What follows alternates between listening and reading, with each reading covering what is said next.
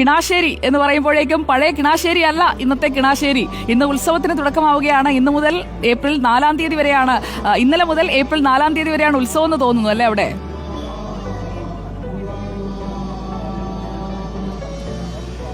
അതെ, ഉത്സവത്തിന്റെ ആഘോഷവും ഉത്സവത്തിന്റെ അന്തരീക്ഷവുമാണ് ഈ റോഡിന്റെ അപ്പുറത്ത് നോക്കിക്കഴിഞ്ഞാൽ നമുക്ക് കാണാൻ സാധിക്കും. അവിടേക്ക് വിശ്വാസികളൊക്കെ അമ്പലത്തിലേക്ക് എത്തുന്നുണ്ട്. അതേപോലെ തന്നെയാണ് ഇന്ന് ചെറിയ പെരുന്നാളാണ്. കിണാശ്ശേരിക്കാർ പതിവായി ഈദ് നമസ്കാരം നടത്തുന്ന ഒരു ഗ്രൗണ്ടാണ്. ഈ ഗ്രൗണ്ടിൽ ഉത്സവാഘോഷത്തിനുള്ള സെറ്റിട്ട് ഉത്സവാഘോഷത്തിനുള്ള വേദിയും പന്തലൊക്കെ ഇട്ട് കാത്തിരിക്കുമ്പോൾ അതേ വേദിയിലേക്ക് ചെറിയ പെരുന്നാൾ ഈദ്ഗാഹിന് വേണ്ടി ആളുകൾ എത്തുകയാണ്. നമ്മളൊപ്പം ഈ ഈദ്ഗാഹിന്റെ കമ്മിറ്റിയുടെ ഭാരവാഹി മണലോടി അഷ്റഫ്ക്കുണ്ട്. എന്താണ് ഇതിന്റെ ഒരു ഭയങ്കര സൗഹാർദ്ദം? അതെ, ഇതൊരു ഭയങ്കര പ്രത്യേകത ഉള്ള ഒരു സംഭവമാണ്. കാരണം എന്താ വെച്ചാല് ഇന്നലെ രാത്രി 12:30 വരെ ഇവിടെ ഉത്സവം നടക്കുകയാണ്. ശ്രീ പള്ളിയറക്കൽ ദുർഗാ ഭഗവതി ക്ഷേത്രം എന്ന് പറഞ്ഞാൽ ഒരുപാട് വർഷങ്ങളായിട്ടുള്ള ഒരു ക്ഷേത്രമാണ്. നമുക്കൊക്കെ തന്നെ ഭയങ്കര ഇഷ്ടമാണ്. ഇവിടെ ഉത്സവം എന്ന് പറഞ്ഞിട്ടുണ്ടെങ്കിൽ ഒരാഴ്ച ഭയങ്കര ജഗബോഗയാണ്. അപ്പോൾ നമ്മളൊക്കെ തന്നെ അതിൽ പങ്കെടുക്കുന്നതാണ്. അപ്പോൾ അമ്പല കമ്മിറ്റി ഇങ്ങോട്ട് വിളിച്ച് നമ്മളോട് പറഞ്ഞതാണ്, നിങ്ങൾ എല്ലാ പ്രാവശ്യവും ഇവിടെ ഈദ്ഗാഹ് നടത്തുന്നതാണ്, അപ്പോൾ നിങ്ങൾ ഉത്സവത്തിന്റെ ഉള്ളിൽ തന്നെ നടത്തണം എന്ന് പറഞ്ഞ്. അതൊരു ഭയങ്കര സന്തോഷമുള്ളതല്ലേ? കാരണം നമ്മൾ ഇവർ 10 ദിവസത്തേക്ക് ഉത്സവ കമ്മിറ്റി ഓൾറെഡി ഗ്രൗണ്ടൊക്കെ ബുക്ക് ചെയ്തതാണ്.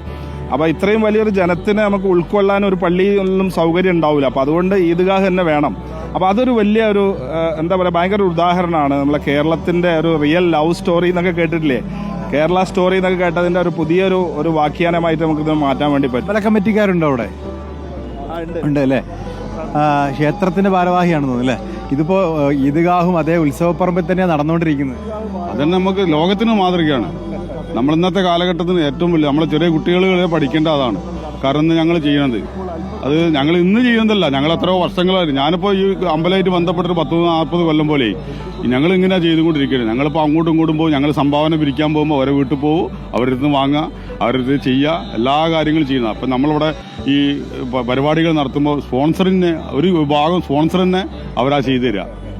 ഞങ്ങൾ ഏറ്റ് ഇവിടെ ഒരു കുട്ടികളെ പരിപാടി നടത്തുന്നുണ്ട്. അത് ഫുള്ള് എത്രയോ കൊല്ലങ്ങളായിട്ട് ഇവിടെ ട്രോഫികളൊക്കെ സംഭാവന ചെയ്യണത് മറ്റുള്ള ആളുകളാണ്. അതിൽ കൊടുക്കൽ വാങ്ങലാണ് കോഴിക്കോട്, കേരളം. തീർച്ചയായിട്ടും അത് ഞാൻ പറഞ്ഞില്ല, ഇത് ഇന്നത്തെ കാലഘട്ടം നമുക്ക് അറിയാലോ. അപ്പോൾ മതത്തിന്റെയും ജാതിന്റെ ഒക്കെ പേരിൽ തമ്മിൽ പോരടിക്കുന്ന ഈ ഒരു സമയത്ത് ഇതൊരു ഭയങ്കര ഒരു സൗഹൃദ കൂട്ടായ്മയാണ്. ഇവിടെ ഇപ്പോൾ അമ്പലത്തിൽ ഉത്സവമാണെങ്കിലും പെരുന്നാളാണെങ്കിലും നമുക്ക് എല്ലാവർക്കും ഒരേപോലെയാണ്.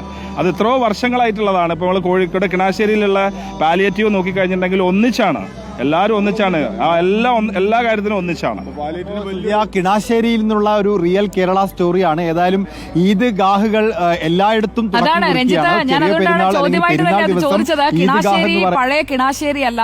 അങ്ങനെയുള്ള കിണാശ്ശേരികൾ കൂടട്ടെ, മതസൗഹാർദ്ദത്തെ പറ്റി കൂടുതൽ സംസാരിക്കാനായിട്ടുള്ള ആഖ്യാനങ്ങൾ വരട്ടെ. അത് സിനിമയായാലും നമ്മൾ നേരിട്ട് കാണുന്ന മനുഷ്യരിലായാലും അങ്ങനെയുള്ള ആഖ്യാനങ്ങൾ ഇന്നത്തെ ദിവസം നമ്മൾ കിണാശ്ശേരിയിൽ നിന്ന് കാണുന്നു. അതുകൊണ്ടാണ് നമ്മൾ അവിടുത്തെ ഈദ്ഗാഹ് പ്രാധാന്യത്തോടെ പ്രേക്ഷകരിലേക്ക് എത്തിച്ചത്. ഈദ്ഗാഹ് തുടങ്ങുമ്പോൾ തിരിച്ചെത്താം രഞ്ജിത്ത്.